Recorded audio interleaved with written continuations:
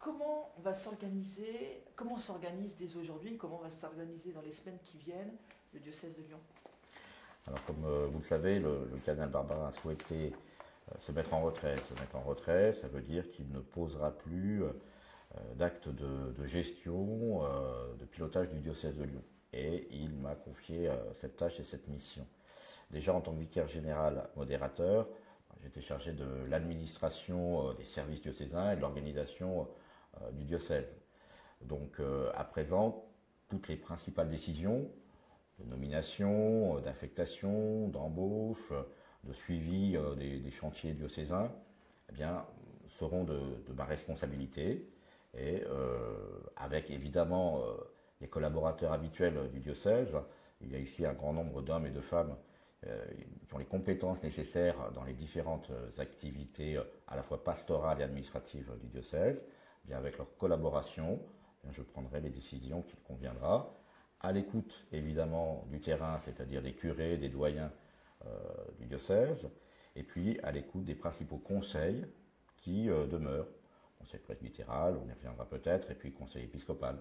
Et donc à la lumière de tous ces conseils, je serai à même de décider des orientations du diocèse de Lyon. D'accord, donc en fait vous allez réunir, je crois, la semaine prochaine ou Alors la semaine prochaine, mardi prochain, le 26 mars, j'ai demandé que soient réunis les trois principaux conseils, on va dire, du diocèse dans l'ordre pastoral, c'est-à-dire le conseil presbytéral, le conseil des prêtres, le conseil des laïcs en mission ecclésiale, donc les laïcs missionnés dans le diocèse, ainsi que les diacres qui sont les diacres permanents qui sont nombreux dans le diocèse de Lyon.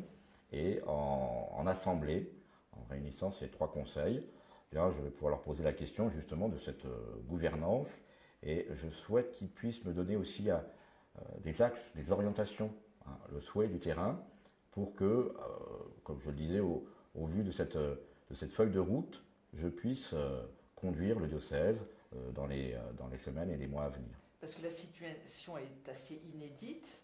C'est une feuille blanche, vous partez d'une feuille blanche, tout est à écrire, j'allais dire, ou à... Non, on ne part pas d'une feuille blanche, puisqu'il y a la réalité des activités du diocèse qui sont là. Le diocèse a de nombreux projets, et il y a la gestion courante, habituelle, hein, les nominations, ça revient tous les ans, les affectations de telle ou telle personne également, les embauches nécessaires, tout ça, c'est l'habituel du diocèse. Et donc tout cela va continuer, mais on a besoin aussi de fixer des caps, des orientations, et c'est pour cela que ces conseils se réunissent la semaine prochaine. On comprend bien que vous êtes plus sur entre guillemets, la gestion presque administrative, la gestion pastorale qui s'en occupe. C'est aussi une gestion pastorale, parce que l'administration d'un diocèse, elle est finalisée dans la pastorale. Donc toute cette gestion pastorale, évidemment, et le conseil des prêtres, le conseil des diacres et le conseil des laïcs en mission ecclésiale ont pour souci et sujet la pastorale du diocèse. D'accord. Le cardinal Barbarin dit qu'il va conserver la signature, ça veut dire quoi? Alors, lorsqu'il dit qu'il conserve la signature, c'est en fin de compte qu'un évêque a, dans ses attributions, un pouvoir qu'on appellerait législatif. C'est quand il y a des grandes lois diocésaines qui doivent être mises en œuvre. Mais ça arrive de manière assez exceptionnelle. Donc c'est à ce titre-là qu'il a la signature. Mais pour tous les actes courants, habituels, pastoraux du diocèse, tout cela revient à celui qui a la conduite du diocèse, et c'est ce qui m'est demandé aujourd'hui. D'accord, donc le cardinal Barbarin n'intervient plus du tout. Le cardinal Barbarin n'intervient plus dans tout ce qui est de l'ordre de la pastorale et de la gestion du diocèse. D'accord. Dans le communiqué que vous avez publié hier, vous dites que c'est une décision inédite qui pose question à bon nombre d'entre nous. Qu'est-ce que vous... Comme vous le savez, on peut légitimement l'entendre. C'est évident que cette décision vient à la suite de bon nombre de souffrances, d'épreuves vécues au sein du diocèse de Lyon et même en dehors du diocèse de Lyon, puisque tout le monde est impacté. Et donc, évidemment, un certain nombre de personnes ont du mal à comprendre, et c'est tout à fait légitime, les décisions qui ont été prises, les décisions récentes. Et donc, moi j'ai à cœur vraiment de les écouter, de leur donner les explications nécessaires, et puis d'entendre aussi ce qu'ils ont à dire, et les critiques même. qu'ils peuvent émettre. C'est important d'écouter ces critiques pour justement peut-être réajuster certaines choses et se donner un cadre le plus clair possible dans la situation actuelle du diocèse. Mais quand vous dites la décision qui pose question, c'est la décision du pape, on est d'accord, hein, oui, tout à fait. De refuser la démission. Donc ça vous met dans une situation quand même assez inédite. Ça nous met dans une situation inédite, tout à fait, hein, puisque le cardinal avait pris la décision de remettre cette démission au pape, comme il l'avait annoncé tout de suite à l'annonce du jugement. Et donc, bon, même si on avait étudié toutes les possibilités qui pouvaient se présenter. Vous aviez étudié celle-ci ? Bien sûr qu'on avait étudié celle-ci aussi. Mais voilà, c'était peut-être pas celle qu'on avait mis en haut de la liste. Donc effectivement, ça nous pose question et ça nous interroge. On a besoin aussi de recevoir cette décision, de l'assimiler. Et puis c'est pour cela qu'on a besoin de temps aussi pour mettre les choses en œuvre. Et puis nous verrons bien à l'écoute un petit peu des uns et des autres s'il convient de réinterroger le Saint-Père, pourquoi pas aussi, sur cette question de la démission. C'est-à-dire le réinterroger comment ? Le réinterroger, c'est-à-dire que de toute manière, cette situation actuelle, ce n'est pas une situation qui a vocation à durer. C'est une situation transitoire, et au terme de cette situation transitoire, il faudra bien se reposer les bonnes questions, les questions de la suite.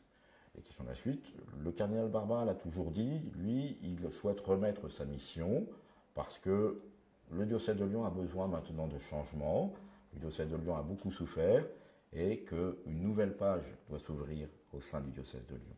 Donc, il n'est pas impossible, il est tout à fait imaginable que le cardinal puisse retourner voir le Saint-Père pour lui représenter clairement sa démission. Quand vous parlez d'une période de transition qui devrait être de courte durée, c'est quoi une courte durée pour vous ? Alors cette courte durée, d'abord la durée, je souhaite interroger les conseils pour qu'ils puissent me dire combien de temps cela doit-il durer. Pour moi, c'est en mois que cela se compte, évidemment. 3 mois, 6 mois, voilà, c'est cet horizon-là qui doit être visé, à mon avis. Car une période trop longue ne serait pas bonne pour le diocèse de Lyon. Un diocèse a besoin de stabilité et a besoin de vision. On doit savoir où on va. Et actuellement, dans une période comme celle-ci, on sait où on va à une échéance de quelques mois, mais ce n'est pas sain que cela dure. D'accord. Quelques mois, ça peut être le procès en appel, la date du procès en appel. C'est conditionné à, c'est ça, la période de transition ? Je ne le mettrai pas dans une condition. C'est un horizon. L'appel est un horizon envisageable. Mais en même temps, nous ne sommes pas maîtres de ce délai d'appel.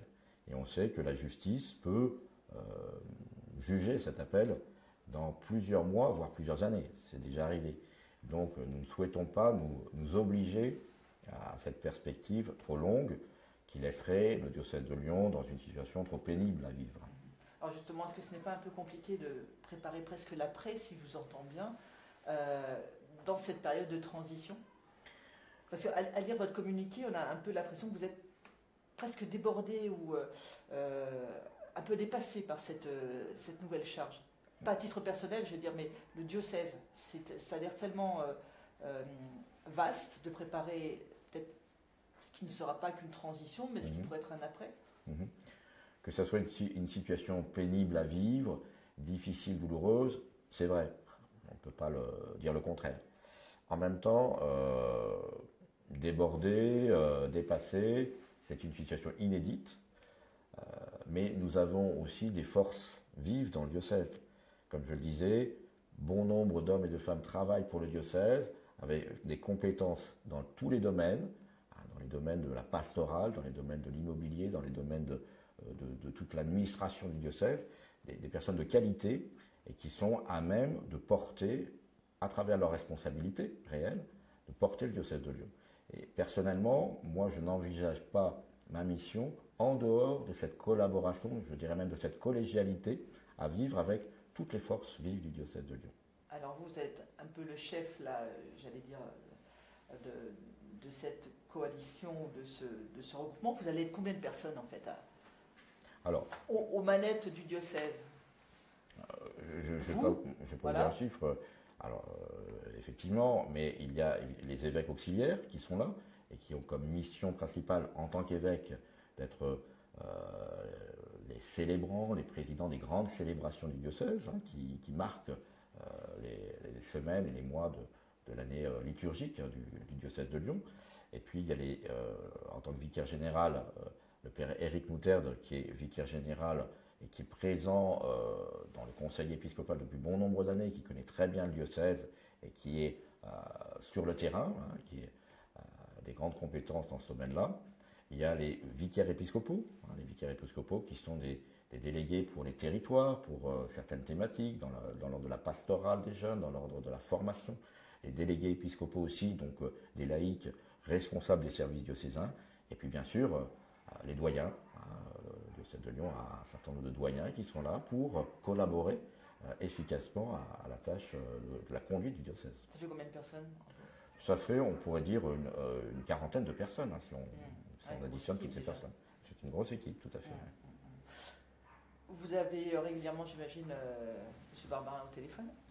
Je l'ai au téléphone, je le rencontre, oui, bien sûr. D'accord, vous échangez sur cette situation, il vous conseille ou il vous laisse... Alors, aujourd'hui, on est dans la phase où on se met bien d'accord sur les limites et sur cette question de son agenda à venir. Parce qu'évidemment, il a un agenda bien rempli et donc il faut se mettre d'accord là-dessus.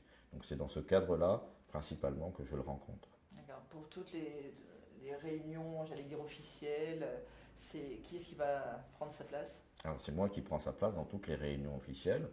Au sein du conseil épiscopal, c'est moi qui suis là. Au sein du conseil des affaires économiques, et il ne sera plus présent dans toutes ces instances-là. Et dans les grandes célébrations du diocèse non plus.